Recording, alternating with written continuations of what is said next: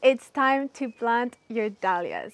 As soon as the risk of frost have passed and you have passed your average last frost date for your area, you can plant them out. So the day has come for my garden. Let's go! A little over a month ago, I potted on some tubers and now they've grown on. So after being potted on for a month, this is what the dahlias look like. They have a lot of new shoots. Some of them have grown taller than others, but mostly you should start to see at this point, if you've done this process, some green growth.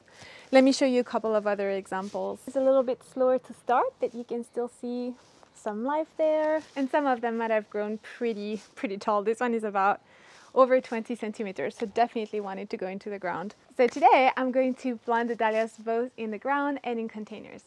I finished clearing up the flower bed, where if you've been following for a while, you know that in the spring I have tulips, and then I transitioned to dahlias for the summer and later part of autumn. So I've laid out all of the dahlias that I want to plant. Let me show you.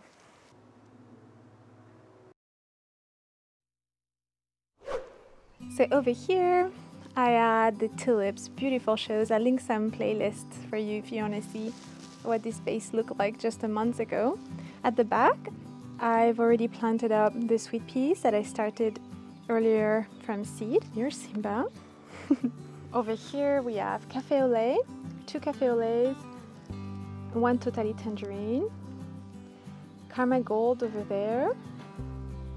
Then it transitions to black touch and then more into the blues with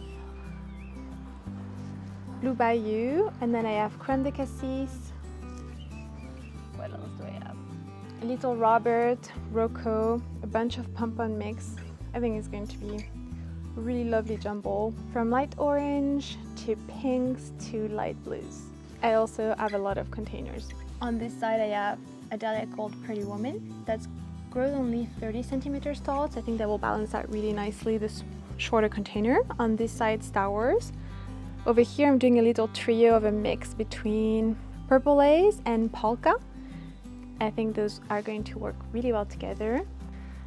Over here I'm going to have Mexican Star, gorgeous dark purple, and I think that's going to go really well with the plants that we're going to have around. On this side I'm going to pop Bishop of Dover.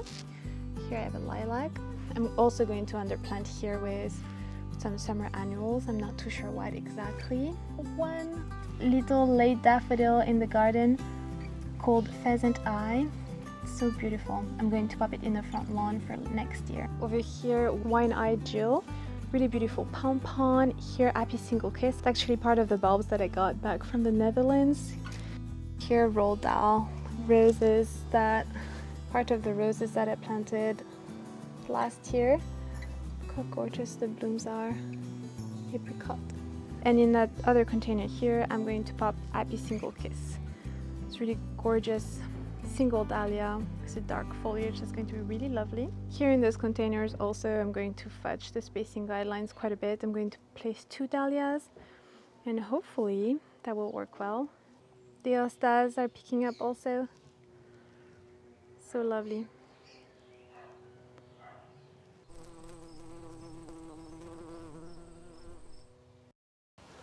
This is what a dahlia tuber looks like. You might still be able to find those on sale at the stores. And you can see here, we can see that this one has already started growing. So it's a really good sign. We want to plant it as soon as possible.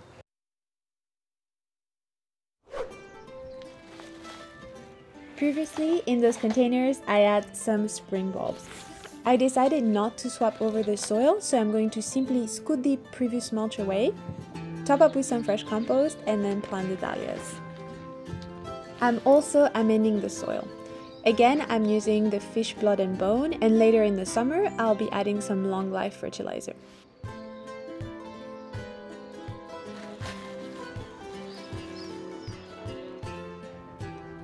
Dahlia tubers are typically planted between 8 and 10 centimeter deep.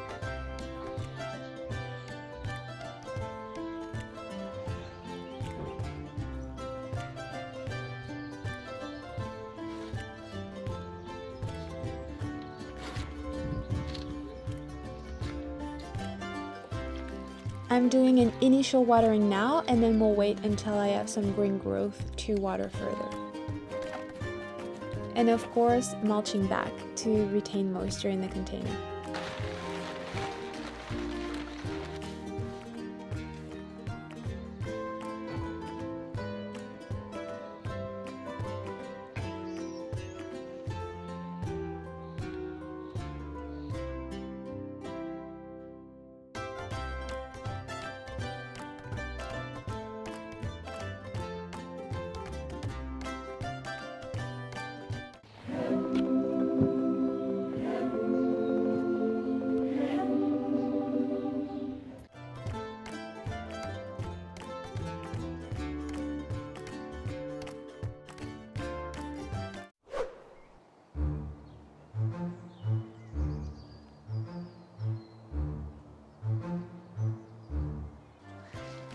To help us dig the holes in the flower beds, we got this post hole auger. It's called a post hole auger, and normally is used to make holes to plant fence posts, but they're also very good at making holes for plants.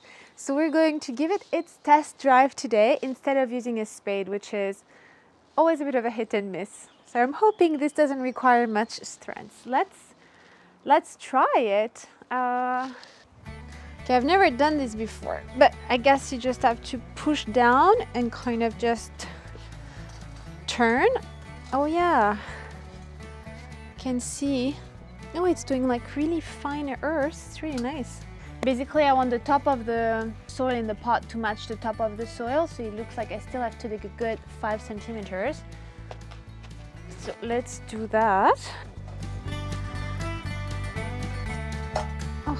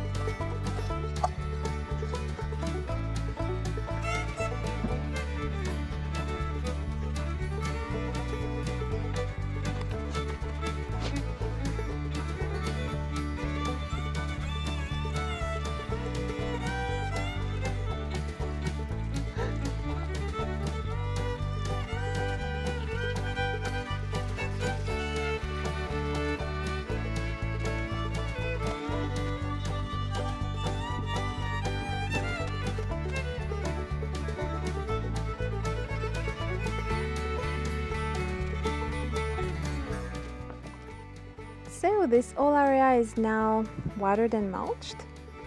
I've tried to make sure to keep the spacing as wide as possible, so at least 30 centimeters, but some of them are pretty close. I just wanted to put as many dahlias as possible in this small space, but they will get massive.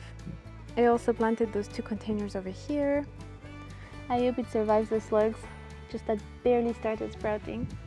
This one over here, I think is Arabian Night, hopefully, because some of the tags that I put last year fell, so we'll see. Or something that is already more developed like this will bloom before one that is a little bit less advanced, but that's okay.